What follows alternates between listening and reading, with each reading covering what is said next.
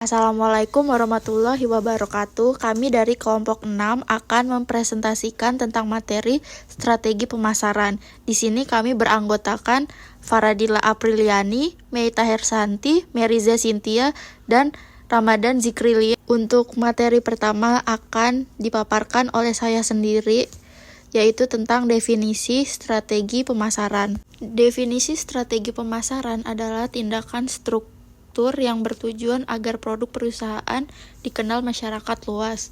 Strategi pemasaran adalah seperangkat langkah bisnis yang telah digabungkan pada tingkat presentasi produk untuk menarik konsumen untuk membeli sebuah produk. Definisi strategi menurut para ahli, pertama ada Jiptono. Pengertian strategi pemasaran menurut Jiptono adalah alat dasar yang dirancang atau direncanakan untuk mencapai tujuan suatu perusahaan dengan mencapai pengembangan keunggulan bersaing yang berkelanjutan melalui pasar.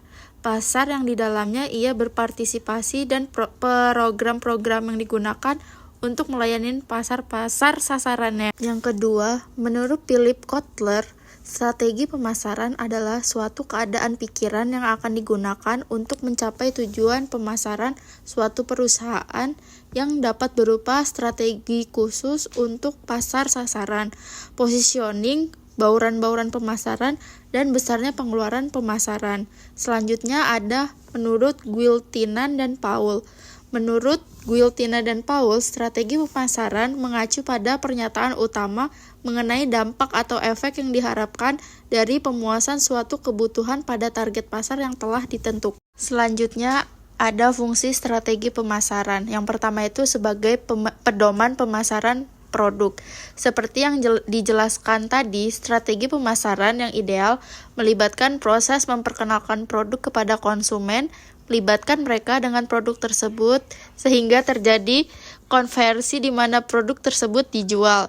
Yang kedua yaitu sebagai tolak ukur keberhasilan. Jika strategi pemasaran dirumuskan dengan benar, produsen akan dapat mengukur pekerjaan mereka dengan membandingkan apa yang mereka capai dengan tujuan dalam strategi pemasaran.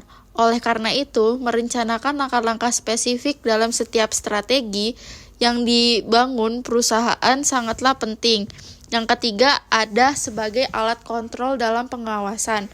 Dalam hal ini, rencana strategis yang disepakati bersama dapat digunakan untuk menentukan apakah tindakan yang diambil oleh perusahaan ini konsisten dengan strategi pemasaran.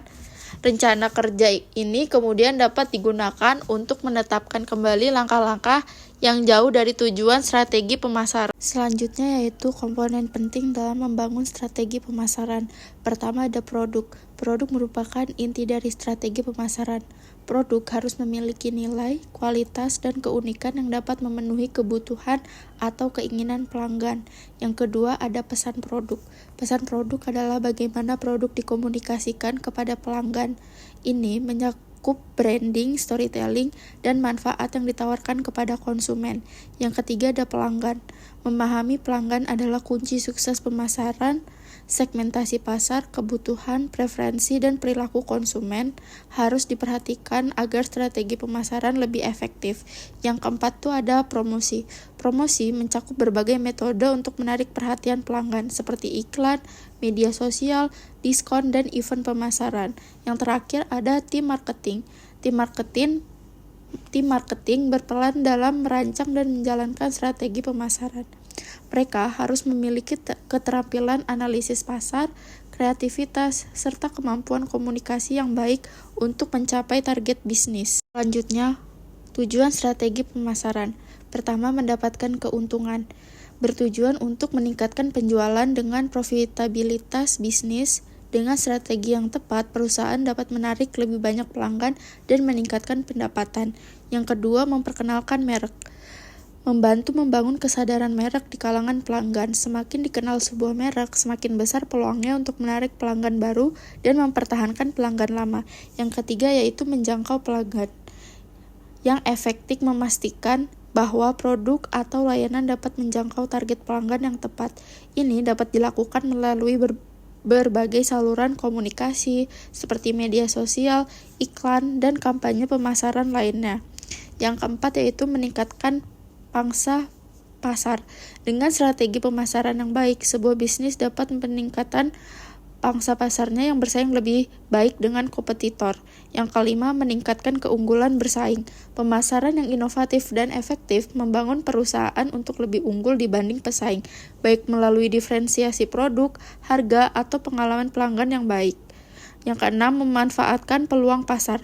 Strategi pemasaran memungkinkan bisnis untuk memanfaatkan tren dan peluang yang muncul di pasar, seperti perubahan perilaku konsumen atau perkembangan teknologi. Berikut adalah beberapa peran media sosial dalam strategi pemasaran. 1. Meningkatkan kesadaran merek, yaitu media sosial memberikan platform untuk memperkenalkan merek atau produk ke audiens yang lebih luas. 2. Interaksi langsung dengan konsumen. Media sosial memungkinkan perusahaan untuk berkomunikasi secara langsung dengan konsumen. 3. Targeting yang lebih tepat, yaitu platform media sosial menyediakan alat untuk menargetkan audiens yang sangat spesifik berdasarkan usia, lokasi, minat, perilaku, dan banyak faktor lainnya. 4. Pemasaran konten, yaitu media sosial sangat ideal untuk berbagi konten yang mendidik, menghibur, atau menginspirasi audiens. Selanjutnya yaitu ada targeting dan positioning adalah dua konsep yang penting dalam strategi pemasaran yang berfokus pada cara perusahaan mencapai dan mempengaruhi konsumen mereka. Meskipun keduanya saling terkait, mereka memiliki peran yang berbeda dalam proses pemasaran. Berikut penjelasan lebih panjang mengenai keduanya. 1. Targeting atau penentuan segmen pasar yang tepat. Targeting adalah proses memilih segmen pasar yang paling cocok untuk produk atau layanan yang Anda tawarkan. Segmen pasar adalah kelompok konsumen yang memiliki karakteristik serupa seperti demografi, perilaku, minat, atau kebutuhan yang sama. Langkah-langkah dalam targeting meliputi segmen pasar, yaitu proses pertama dalam targeting adalah segmentasi, yaitu membagi pasar menjadi kelompok-kelompok yang lebih kecil berdasarkan kriteria tertentu, misalnya berdasarkan usia, jenis kelamin, pendapatan, lokasi geografis, atau perilaku pembelian. 2. Positioning atau penentuan posisi produk di benak konsumen. Positioning adalah proses bagaimana perusahaan menciptakan citra atau persepsi tertentu mengenai produk atau layanan mereka dalam pikiran konsumen. Tujuannya adalah untuk menonjolkan produk Anda sebagai pilihan terbaik. Positioning dilakukan dengan berbagai cara. Salah satunya yaitu Unique Selling Positioning atau USP, yaitu penekanan pada keunikan atau kelebihan produk yang membedakan dari pesaing. Contohnya, apakah produk Anda lebih murah, lebih berkualitas, lebih efisiensi, atau memiliki fitur yang tidak memiliki produk lain. Selanjutnya, 4 peran dalam strategi. 1. Produk merupakan barang atau jasa yang ditawarkan kepada konsumen. Fokus pada produk berarti memahami kebutuhan konsumen dan menciptakan produk yang dapat memenuhi kebutuhan tersebut. 2. Price atau harga. Penentuan harga yang tepat untuk produk yang ditawarkan. Harga harus seimbang dengan nilai yang diberikan oleh produk yang mempertimbangkan kemampuan serta keinginan konsumen untuk membeli. 2. Place atau tempat, yaitu merujuk pada saluran distribusi yang digunakan untuk membawa produk kepada konsumen. Yang terakhir, promotion atau promosi, yaitu berhubungan dengan komunikasi yang digunakan untuk menarik perhatian konsumen dan meyakinkan mereka untuk membeli produk. Digital marketing analisis dan pengukuran kinerja, yaitu ada SEO, Search Engine Optimizing. Yang kedua itu ada ROI, Return on Investment. Pengukuran dalam pemasaran sangat penting untuk menilai efektivitas strategi yang dijalankan.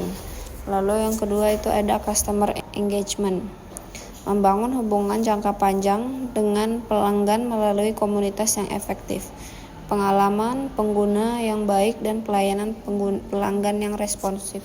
Sekian presentasi kami, mohon maaf apabila ada kesalahan. Wassalamualaikum warahmatullahi wabarakatuh.